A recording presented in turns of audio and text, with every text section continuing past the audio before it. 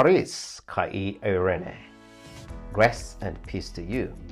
My name is Abiut Sagaya and I'm teaching Biblical Greek. I have students in one of the seminaries in Ethiopia.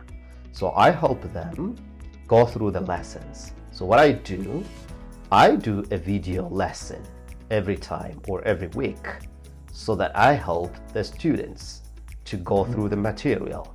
So this lesson is brought to you not as a full load course, but as a highlight. So these video lessons are not the full load of the study, but they are very helpful. Although they are very short, but they are very helpful. So anyone who wants to start his beginning Greek class, I hope he will find it helpful. So this is what I do every week. So I appreciate if you can go through the lesson and give me your feedback, your comments, and also don't hesitate to subscribe to this channel. Let's grow this channel so that people learn the Greek of the Bible so that they will have the feel of the original language. So the Lord willing, we may keep adding lessons as we go forward, and I hope you will enjoy it. May the Lord bless you. Thank you once again. Charis Kai Irene. Grace and peace to you. Hi, this is Abiut Sagoya Kashure. Let's continue our Greek lesson. Last time we had our lesson 1. It was about some basic elements of the biblical Greek, the Koine Greek. We spent time on the alphabets and the vowels. And I hoped you to go through the material. So if there is any question about the lesson 1, you may let me know so that I go back and do some other additional videos about it. But for now, let's go direct to our lesson 2, the lesson for today. Lesson 2. Lesson 2 has to do with the Greek verbs. And among the Greek verbs in this lesson, our focus is going to be on the present tense. The tense will be present, the mood will be indicative, and the voice is going to be active. So by now you might,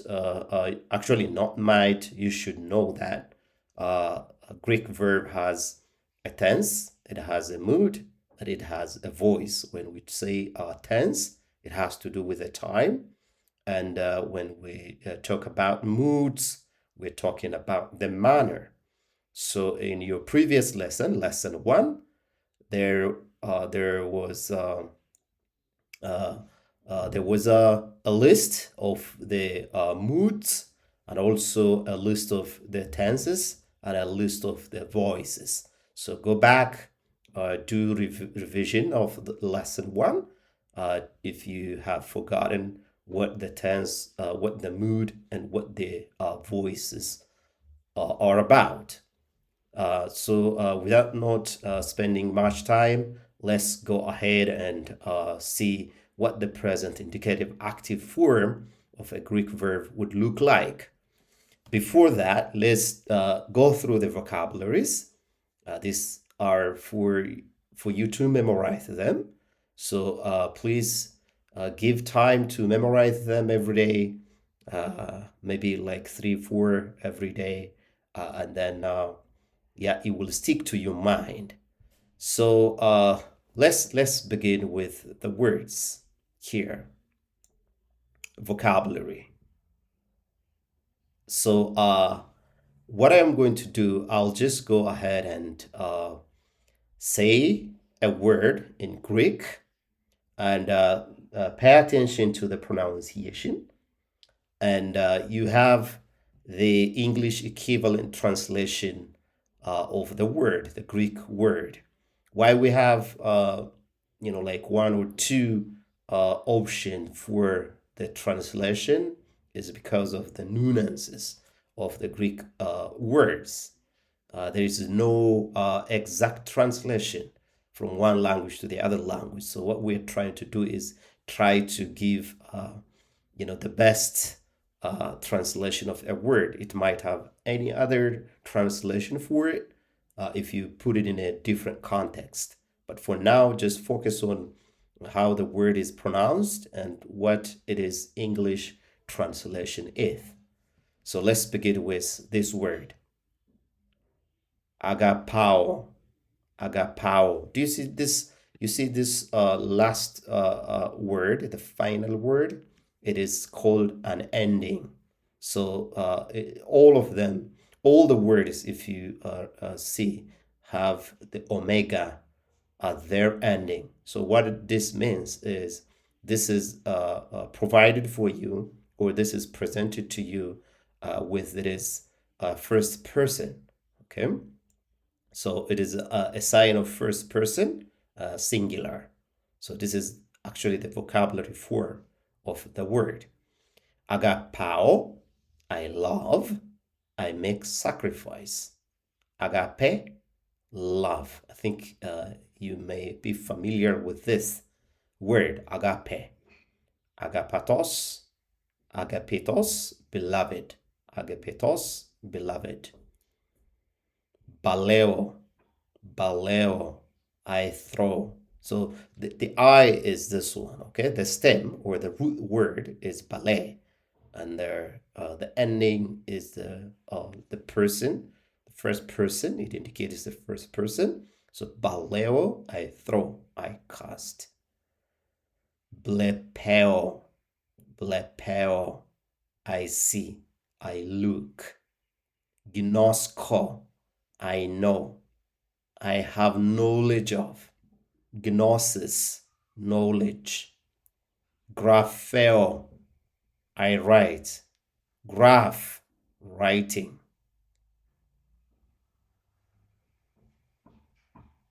Dikaio, I make righteous. Dikaios, just. Dikaiosis, justification. Dioko, I pursue, I persecute. Dioctes, persecutor. Dioctes, Paul was a dioctes. He was a persecutor. Echo, echo, echo, I have. Zao, I live. Zoe, life. Katarizo, katarizo, I cleanse. Katarismos, purification. Kataros, pure. Kaleo, I call. Krypto, I conceal, I hide, I cover. Laleo, I say, I speak, I give forth sound. Legeo, I say, I tell. Luo, I lose. Now this tense, this verb is what this textbook will be using throughout for the tenses, okay, to show you the tense forms. This textbook will be using this verb luo. So be familiar with this one. This is a first person singular present indicative active form of luo. Luo, I lose, I set free. Maratureo, maratureo, I bear witness. Maraturia, maraturia, witness, testimony. Mileo, I intend. Piteo, I persuade, I convince. Pitos, persuasive. Peripateo, peripateo, I walk. Figuratively, I live.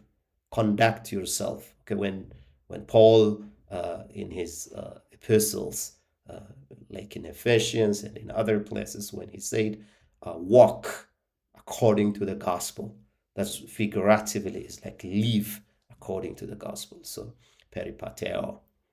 Pisteo, pisteo, pisteo, I believe. pistis, faith, pistos, faithful. Pistos is an adjective. Pistos, faithful. Planao, planao, I lead astray. Figuratively, I mislead, deceive. Plane, plane, deceit.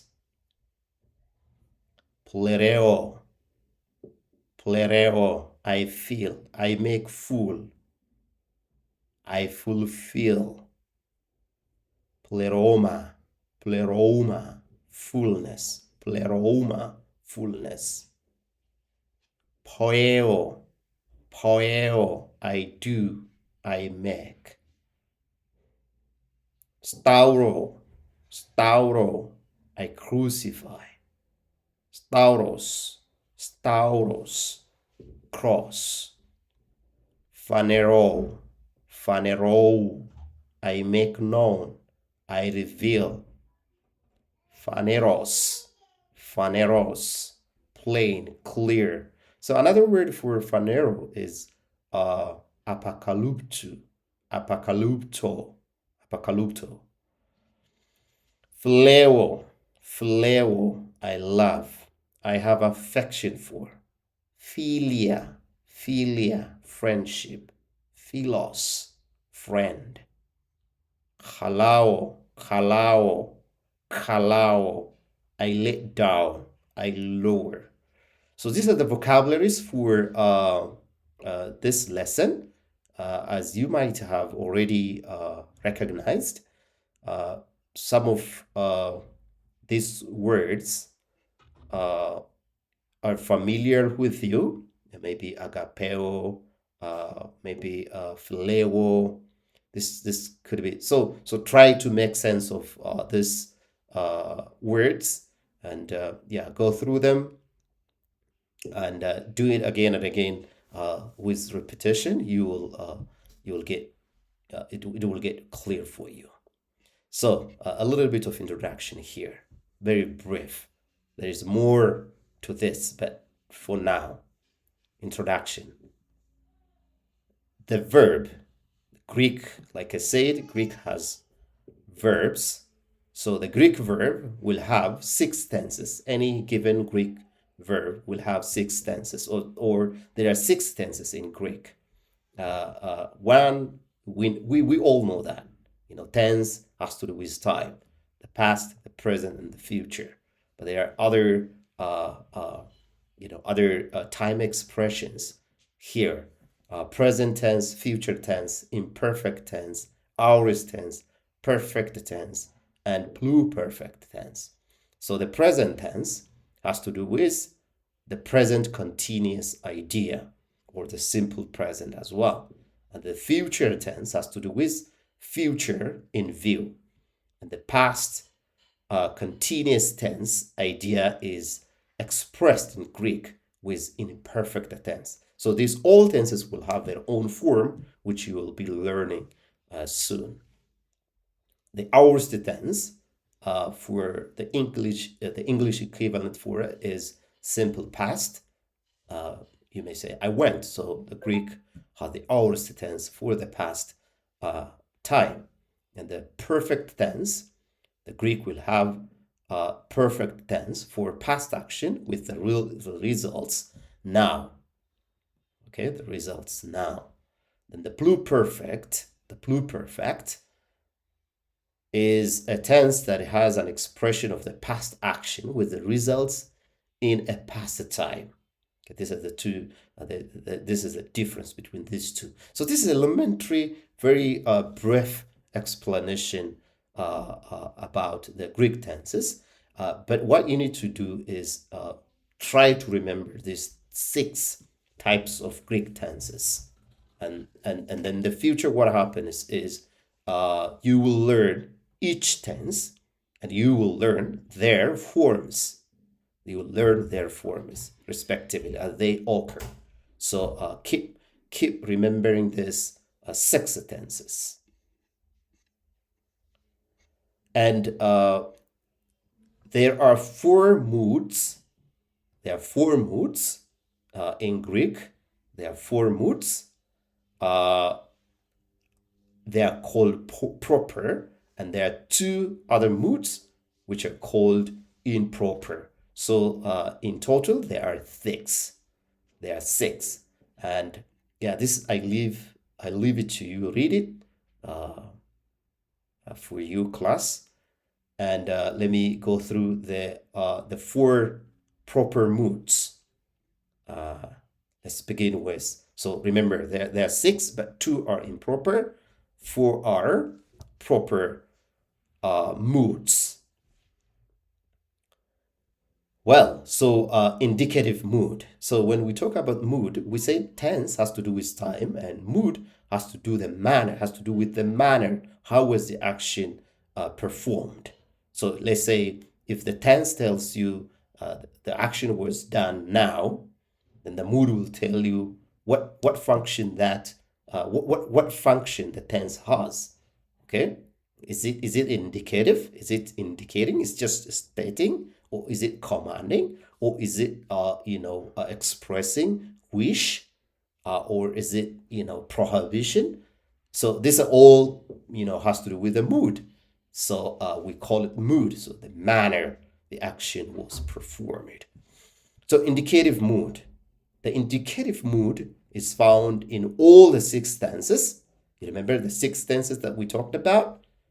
See? So indicative mood is found in all of the six tenses: the present, future, imperfect, aorist, perfect, and pluperfect tenses. So you have the indicative mood in all of the six tenses. What function has the mood, the indicative mood? Indicative mood has the function of stating. Okay, it helps you make statement or ask question. For example, I love God. I love God. Love is a verb here. It is in an indicative mood because it is stating that you love God. You are making an assertion. You are saying, you are stating. You are not commanding. You are not asking question here. You are not prohibiting. You are not expressing your wish, but you are stating. So I love God. And the other one, the indicative mood, is used for making a question. Do you love God? So love here is an indicative mood, in an indicative mode. So it is a question here. And then the second mood is called imperative mood. Imperative, as you may guess from the word itself, imperative. Okay, it's a command mood. So it is found in the present and aorist tense. So you have this command mood or imperative mood in the present and in the aorist tenses. Okay, in two tenses. The basic function. Why we say basic? Because it is an introductory part. So basic function, it functions for you to give a command. For example, love God, love God. So love here is in an imperative mood. So the imperative mood, love God. Then we have the subjunctive mood. It is primarily found in the present and aorist tenses. Again, okay, the same like the imperative mood. And the basic idea is it is a mood of probability. A mood of probability. For example, they may love money more than they love God. May love. So it's a probability, okay? It's a mood of probability. And the fourth, optative mood. The optative mood is found in the present, future, and aorist tenses. And the basic idea is to express wish, because there's the subjunctive mood for probability and the optative for wish, to express wish. For example, an example here, if only you could love God. If only you could love God. So with the context capturing a wish on the part of the speaker. So the speaker wishes that you could love God. So it is an optative mood. So these four moods, the indicative, imperative, subjunctive, and optative moods, are called mood of mood. They are called the proper moods. Proper moods. Now let's go to the two improper moods. The two improper moods are infinitive and participle. Infinitive. The infinitive mood is found in the present, future, aorist, and perfect tenses. They're found in the present, future, aorist, and perfect tenses. The translation would be with to, for example, because infinitive has to do with to, okay? I desire to love God. I desire to love God more and more, okay? And the participle found in the present, future, aorist, and perfect tenses. And the translation is with an ing. For example, the one loving God always loves his fellow human beings. So remember, infinitive and participle are moods, but they are improper moods. Okay, there are three voices. Each verb in Greek will have three voices.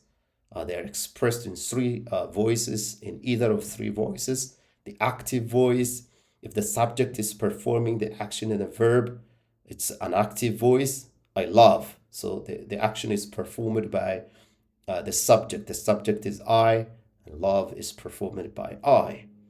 The passive voice, if the subject is receiving the action in the verb, the example is I am loved. Okay, I am loved. And the middle voice, this is a little bit different. You may not have this maybe in mind, or you may not have heard about this. So there is a middle voice. Now this is if the subject shares an advantage or disadvantage of the action expressed by the verb. For example, if I say, I'm eating, this is an action in my advantage, okay? An author may choose to put it in a middle form if he or she desires the advantage to be part of the focus. So how would he stress that? I am eating for myself, okay? For myself.